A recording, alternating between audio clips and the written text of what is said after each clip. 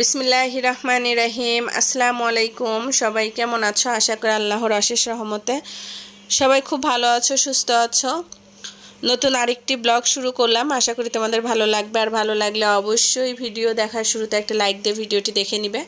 তো এই যে সকাল থেকে আজকে ভিডিও শুরু করলাম, আর সকালে নাস্তা করব আজকে রুটি। অনেক দিন পর রুটি খাচ্ছি, তো যেহেতু শনিবারের দিন একটু ছুটি আছে, আর রুটি খাওয়াতে ভুলে গিয়েছিলাম গ্যাসের প্রবলেমের জন্য। চুলায় গ্যাস না থাকলে আসলে রুটি বানাতেও ভালো লাগে না। তো যাক, আলহামদুলিল্লাহ এখন তো গ্যাস মোটামুটি ভালোই থাকে, যতটুকু থাকে আমার চলে যায়। তো এই যে মাশাল্লাহ দিলে দেখো রুটিগুলো কি সুন্দর করে ফুলছে। তো আজকে রুটি তৈরি করছি, আর রুটি খাবো আমরা হলো গরুর গোশ দিয়ে, যেহেতু শুক্রবারের দিন গরুর গোশ রান্না করা হয়েছিল, তো সেটা দিয়েই খেয়ে নিব। আর এদিকে প্রথমে তোমাদের ভাইয়ার নাস্তাটা রেডি করে দিচ্ছি, ও তো বসে আছে। তো চিন্তা করলাম চুলা খালি না রেখে এখানে চা বসিয়ে দিই, নাস্তা খেতে খেতে চা কমপ্লিট হয়ে যাবে। আর গরুর মাংস থাকলে আমার রুটি বানাতে ইচ্ছা করে বা খেতে ভালো লাগে, বাচ্চারাও খেতে খুব পছন্দ করে, সেই জন্য একটু কষ্ট হলেও রুটিটাই তৈরি করলাম। তো এদিকে রুটি খেয়ে তারপরে চা বানাতে চলে আসলাম। সকালে নাস্তা খাওয়া কমপ্লিট করে তোমাদের ভাইয়াকে বিদায় দিয়ে দুপুরের কাজ শুরু করব। আর এই তো দুজনের 2 কাপ চা কমপ্লিট। তো আমার চায়ের নেশা ঠিক আছে, কিন্তু চায়ের কাপ ভরে যে চা খেতে হবে ওরকম নেশা না, চা হলেই হলো, তবে অবশ্যই দুধ চা। তো নাস্তা খেয়ে এখন ডাইনিং টেবিলটা গুছিয়ে নিব। তো ডাইনিং টেবিলটা এলোমেলো হয়ে আছে, তো ডাইনিং টেবিল গুছিয়ে থালা বাসন ধুয়ে তারপরে অন্যান্য কাজ করব। তো আজকে কোনো দুপুরে রান্না বাড়া নেই, যেহেতু শুক্রবারের দিন একটু রান্না বেশি করেছিলাম সেটাই আছে। তো হালকা পাতলা একটু ভর্তা করব চিন্তা করছি, সেটাই দিয়ে আলহামদুলিল্লাহ দুপুরে খাবার কমপ্লিট হয়ে যাবে। তোমার মিষ্টি মিষ্টি আপুদের জানায় আমার পক্ষ থেকে অনেক অনেক ভালোবাসা। তোমাদের ভালোবাসা পেয়ে আমি আজকে এ পর্যন্ত আসতে পেরেছি, সেজন্য তোমাদের সাপোর্ট এবং ভালোবাসা আমি সবসময় তোমাদের কাছ থেকে চাই, আর দোয়া তো থাকবেই। আমিও কিন্তু আমার আপুদের অনেক ভালোবাসি, আপুদের সুন্দর সুন্দর ভিডিও দেখি, কিন্তু আমি বড় কমেন্ট বা গুছিয়ে কমেন্ট করতে পারি না, এটা আসলে আমার ব্যর্থতা। তবে আমি কিন্তু ভিডিও দেখি, তোমাদের লাইক করি অবশ্যই। আর এই যে অ্যাকোরিয়ামটা, আমার ছেলে সারাক্ষণ অ্যাকোরিয়ামের ভিতর হাত দিয়ে মাছগুলো ধরার জন্য ব্যস্ত হয়ে যায়। তো পানিটা ঘোলাটে হয়ে গেছে, তো চিন্তা করলাম পানিটা চেঞ্জ করে নিই। আর এই মাছটা আমার খুবই ভালো লাগে, সেই জন্য এবার এই মাছটা এনেছি। সারাক্ষণ সে টিয়া পাখি মাছ এগুলো নিয়ে ব্যস্ত থাকে। আর এই যে এখানে পড়ছে দেখতেই পাচ্ছ, লেখছে আর মাছের পিছনে দৌড়াদৌড়ি করছে। তো এই যে আমি মানি প্ল্যান্ট গাছের পানিটাও চেঞ্জ করে নিব। এই গাছগুলো কিন্তু আমার অ্যাকোরিয়ামের অ্যাকোরিয়ামের জারে ছিল, তো সেগুলো আমি এখন নামিয়ে তারপরে এই মগটাতে রেখেছি। গাছগুলো কিন্তু মাশাআল্লাহ দিলে খুব সুন্দর গ্রো করেছে। আর এটা ছোট পাতার মানি প্ল্যান্ট গাছ, তো এটাও আমি পরিষ্কার করে পানিটা চেঞ্জ করে একই জায়গায় রেখে দিব।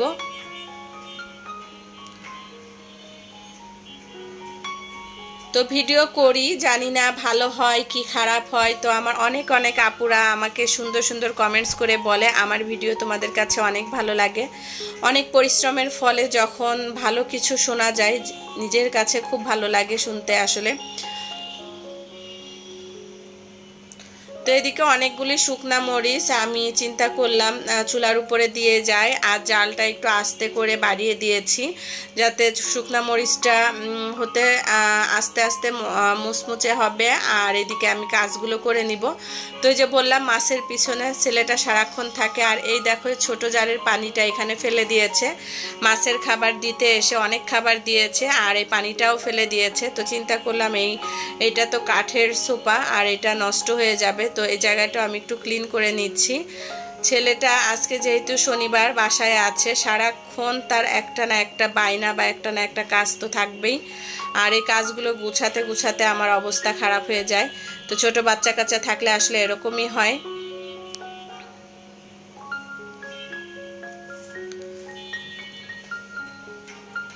তো এদিকে আমি শুকনা মরিচ রেখে তারপরে এই দেখো অনেকগুলো কাপড় পরিষ্কার করে ধুয়ে রাখা হয়েছে। এখন এগুলো গুছিয়ে তারপর ভাঁজ করে রেখে দিলাম। আর এদিকে আমি এখন শুকনা মরিচগুলো বেছে নিচ্ছি। আমার শুকনা মরিচ যেই ভর্তার জন্য আমি গুঁড়ি করে রাখি সেটা শেষ, তো চিন্তা করলাম বেশি করে একটু গুঁড়ি করে রাখি, তাহলে অনেক দিন চলে যাবে। আর এই যে দেখো সবগুলো গুঁড়ি করার পরে এই পর্যন্ত এতটুকু হয়েছে। আমার মনে হয় মরিচটা বেশি একটা ঝাল না, ঝাল হলে কিন্তু অনেক লাল হতো, বেশি ঝাল না বলেই মনে হয় এত লাল দেখা যাচ্ছে না। কাজটা দ্রুত হওয়ার জন্যই কিন্তু এই ব্যবস্থা, মরিচটা এভাবে গুঁড়ি করে রাখা হয়। আর এদিকে এই যে একটু চুলায় দুধ জাল দিয়েছি। আর এখন কেক কিন্তু আমার কেকের যে বেটারটা সে বেটারটা তৈরি করে নিয়েছি। আর আজকে একটু কেক তৈরি করব, যে বললাম না ইদানিং খুব কেক তৈরি করতে ইচ্ছা করে, তো আজকে একটু স্পঞ্জি কেক তৈরি করব। আর কেকের ক্লাস ইনশাল্লাহ আমার কালকে থেকে শুরু হয়ে যাবে। সবাই দোয়া করবে আমি যেন ভালোভাবে 5 দিনের কোর্সটা কমপ্লিট করতে পারি, তাহলে তো মনে হয় আমি কেকের যে ডেকোরেশন বা উপরে যে সুন্দর ফিনিশিং সেটা ইনশাল্লাহ করতে পারবো। কেক বানানো আলহামদুলিল্লাহ ভালোভাবেই পারি, কিন্তু উপরে ফিনিশিংটা পারি না বলেই 5 দিনের কোর্সে ভর্তি হয়েছি। এখন বাসা থেকে অনেক দূরে, নিয়মিত ক্লাস না করতে পারলে তো বিপদ, ভর্তি হয়ে টেনশনে আছি যে কি করব। তো যাক, আল্লাহ যেন আমাকে ক্লাসটা করার তৌফিক দান করে, ভালোভাবে যেন 5টা ক্লাস করতে পারি। আর এদিকে এই যে কেকের ভিতরে যে বাবল থাকে সেটা একটু কাঠি দিয়ে বের করে দিলাম। তো এখন ছোট ছোট কেক তৈরি করে নিব, কাপ কেক। আর এই কাপ কেক বাচ্চারা খেতে তো খুবই পছন্দ করে, যে অংশটুকু ছিল সেইটুকু দিয়ে এখন কাপ কেক তৈরি করে নিলাম। আর এটাও একটু কাঠি দিয়ে ভিতর থেকে বাবলগুলো বের করে দিলাম, তাহলে কিন্তু কেকটা খুব সুন্দর হয়, অনেক সফট হবে। আর উপর থেকে আমি কিছুটা চকলেট দিয়ে দিব। চকলেট আমি এই যে গুঁড়ি করে নিয়েছি, এগুলো একটু ছিটিয়ে দিব। আজকে আর চকলেট কেক তৈরি করলাম না, আজকে ভ্যানিলা কেক তৈরি করব। আর কেক তৈরির পরে তোমাদের সাথে তো অবশ্যই শেয়ার করব কেকটা কেমন হয়েছে। তো এগুলো আমি ওভেনে দিব।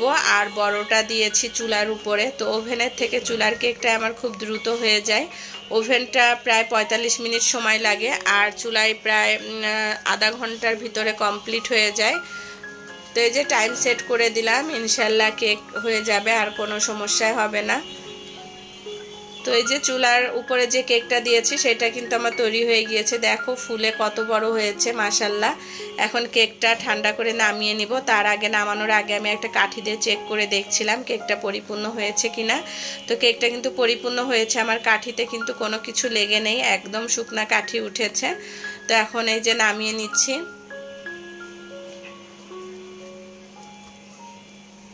চারিপাশ থেকে এভাবে ছুরি দিয়ে কেটে তারপরে কেকটা নামিয়ে নিব।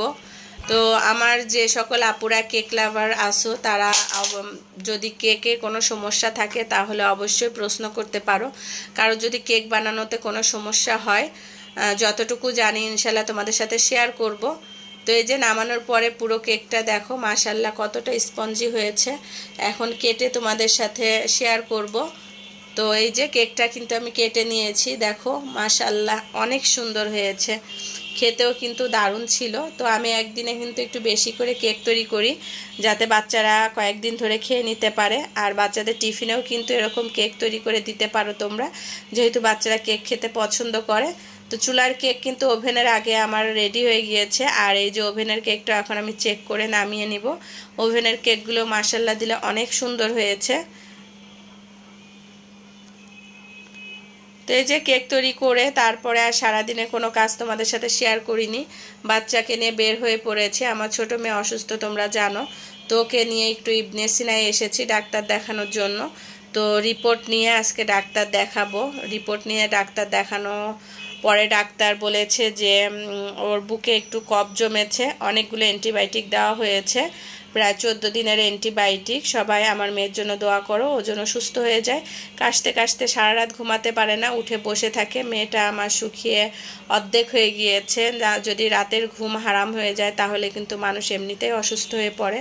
আর কি, আজকের মতো আমি আমার ভিডিওটি এখানেই শেষ করছি। সবাই ভালো থাকবে, সুস্থ থাকবে, সাবধানে থাকবে, আমাদের জন্য দোয়া করবে। আমিও সকল ভাই ও আপুদের জন্য দোয়া করি। আল্লাহ হাফেজ, আসসালামু আলাইকুম।